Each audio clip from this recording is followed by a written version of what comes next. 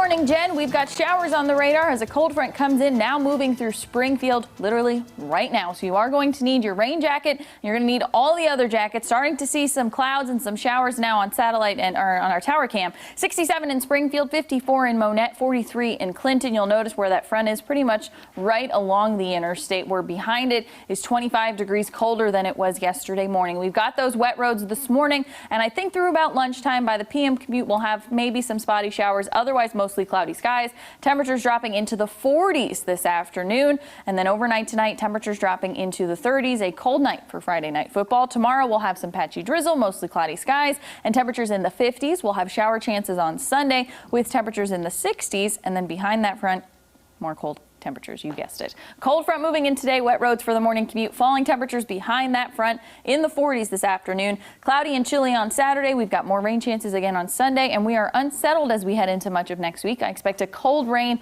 both Monday and Tuesday. You'll notice temperatures stuck in the 40s both days. We start to finally thaw out and warm back up into the 50s by Wednesday and Thursday. All right, Beth, thank you. And this morning is the annual Booba-Palooza, raising money for the Breast Cancer Foundation of the Ozarks. What a great way to start your weekend. And now Nigel McDonald is live out there to explain how we can participate in what it's all about. Nigel, good morning.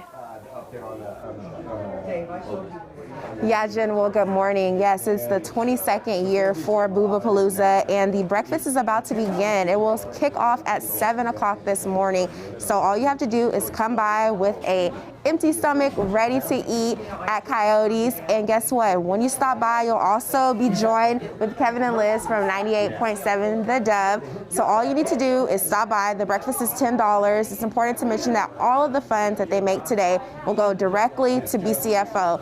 And this organization helps families and women who are dealing with breast cancer and all of the different things that come along with that. So this is just a day to not only become more aware about breast cancer and how it impacts families, but to also help and give back. And what a better way to do that than to stop by and grab some yummy breakfast and say hi to our friends Kevin and Liz. Again, this kicks off at 7 o'clock this morning, which is less than almost 10 minutes away. So stop by on your way to work or before you begin your Friday commute. Grab some breakfast and help families in need that really need this help. 7 o'clock this morning, and it'll last until 10 this morning. Reporting live in Springfield, Nigel McDonald, Ozarks First. Nigel, thank you. Bringing crime into focus now, a man convicted of a 2018 murder in Pulaski County is expected to be sentenced later today. Richard Romel Taylor was found guilty by a judge of multiple felonies, including second-degree murder and armed criminal action. Court documents say Taylor shot 4 people in January of 2018 just outside St. Robert, killing 2 of them. Making news around the region now. New video shows what happened after a pursuit through Faulkner County in Arkansas. The sheriff confirms the chase ended deadly and in flames. He says a deputy spotted a car speeding through a school zone and started pursuit. The speeding car crashed into a tractor trailer and then engulfed into flames on Highway 64 about 3 miles east of Interstate 40. The sheriff says the driver of that car died. The other driver in the tractor trailer was not seriously injured.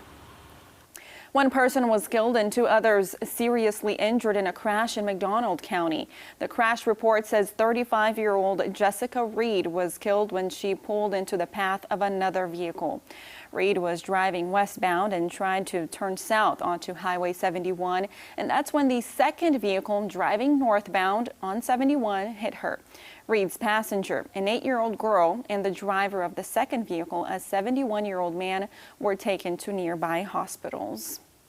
Relatives of those in one nursing home in Kansas City are saying they are on edge now after hearing the new COVID-19 numbers at that facility.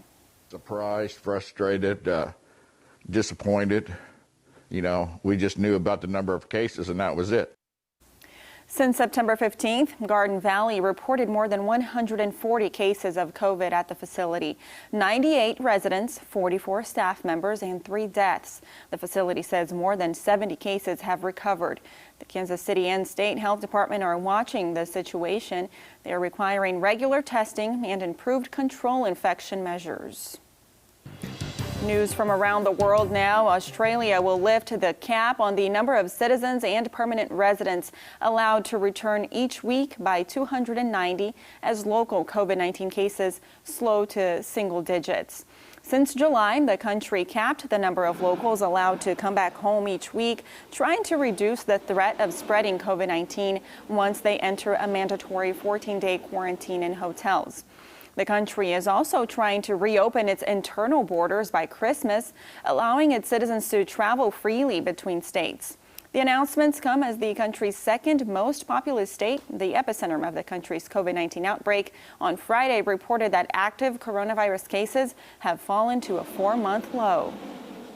Sculptors in Iraq are working to replace statues destroyed by ISIS, hoping to change the image of their home.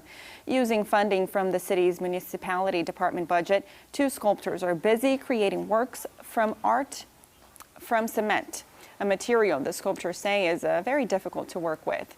The original statues were all destroyed while militants from the Islamic State held control from 2014 through 2017, calling the fixtures false idols.